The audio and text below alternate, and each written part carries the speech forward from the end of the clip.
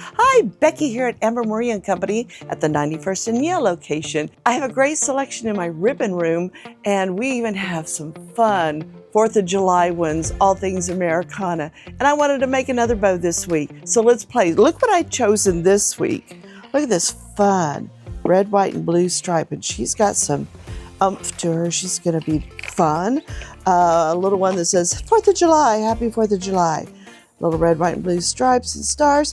And look at this girl. We're gonna have fun with her. We're putting a little piece of this in there just to kind of be an accent in it. So let's start. Did y'all like my bow last week?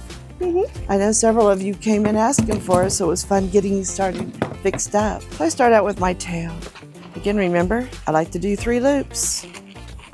She's good and sturdy. Look at that pretty white. Puts a little brightness in the bow too.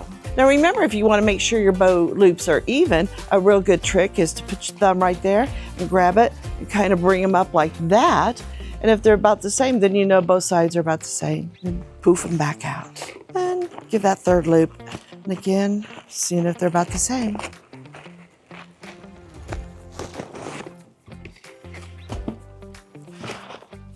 at the little shine in that. That's very pretty. You see that shine, Ben? Really pretty. Yeah. I've got a room back here off of the design. It is just all things. Amber was able to clear it out with all the other stuff we've had in there.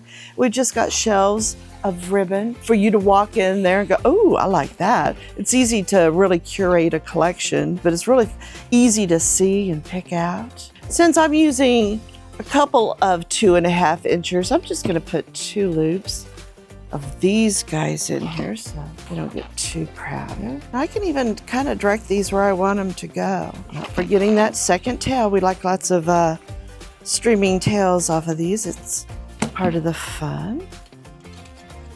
Let's do our second one with our happy 4th of July. Isn't that cute?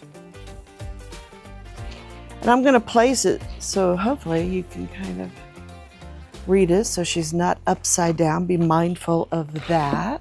I do a lot of custom bows. Come in and pick out your ribbon collection and we'll pop a bow on anything. So see, I got my length where I wanted it. So I'm gonna bring it up there. I feel more comfortable reading her that way. Let's go ahead and add this piece in. Let's see kind of where they're connected. I'm just gonna pop it in right there and let her dangle down. Going back in with my first one, kind of bring her forward. Sit over there, girlfriend. There's her little bump in the middle. And that little bump one, I usually make it a little shorter. Just tie her up. Let's see what she looks like. What comes next?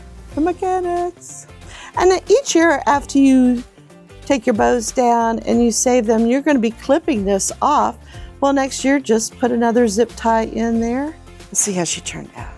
Look how cute that is there.